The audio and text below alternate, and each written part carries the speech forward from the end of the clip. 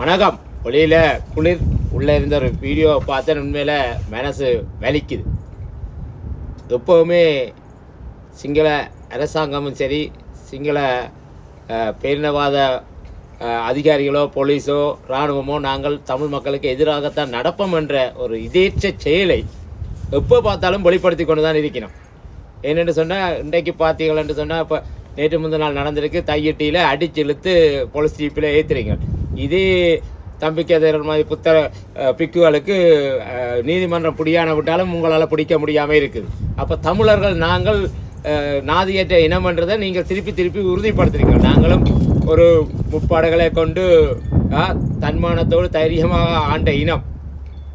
போராட்ட குணம் இன்னும் மறக்கவில்லை, மாறுபடவில்லை.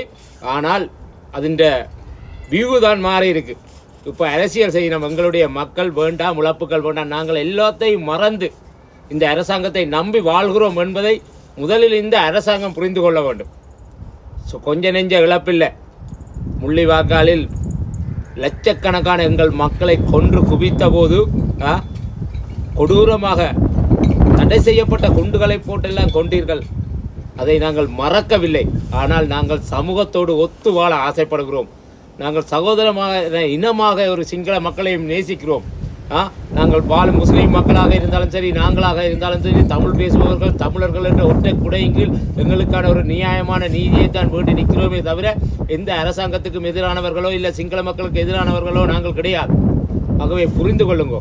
இப்படி அடிப்பது, அடித்தெழுத்து ஈப்பில் ஏற்றுவது, உங்களுடைய அதிகாரத்தை காட்டுவது, அது தமிழ் மக்கள் காட்டுவது அது அநீதி.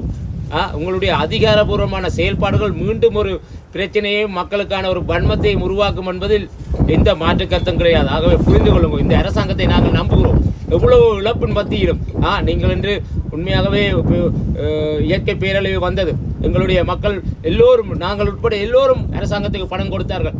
புரிந்து கொள்ளுங்க. அன்று எங்கள் மக்கள் லட்சக்கணக்காக கொன்றார்கள். கிரிபத் சாப்பிட்ட இனம். ஆனால் நாங்கள் மறந்தோம்.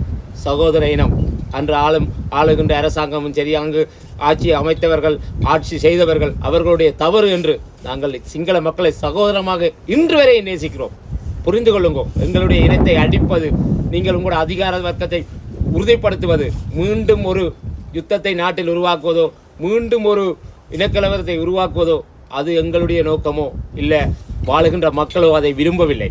ஆகவே சமத்துவமான ஒரு தன்மானமுள்ள ஒரு சமாதானம் மிக்க ஒரு மக்களை மதிக்கத்தக்க அரசாங்கம் என்று உங்களை நம்புகிறோம்.